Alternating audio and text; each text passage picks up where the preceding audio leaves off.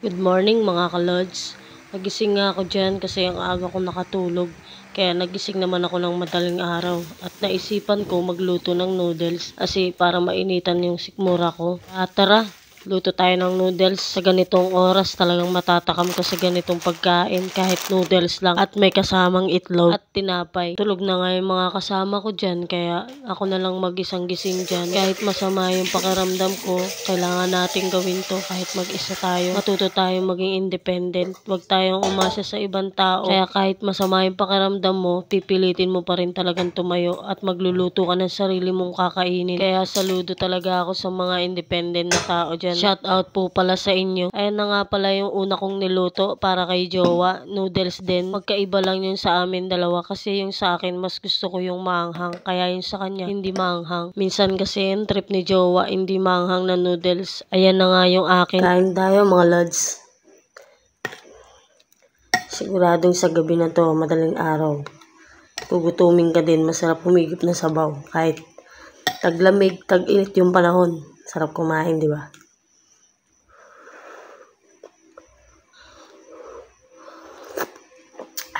Sarap. Siyempre, hindi mawawala yung partner natin sa noodles. Kailangan ng tinapay.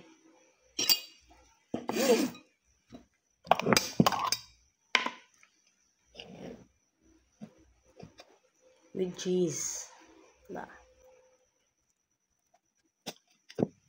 Sensya na po kayo sa boses ko kasi may sipon ako eh.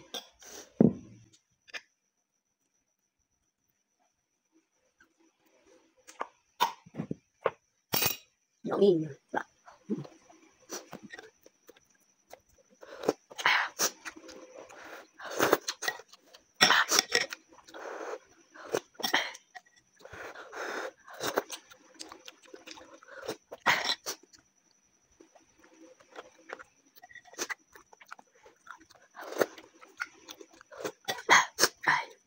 May ibaw ah.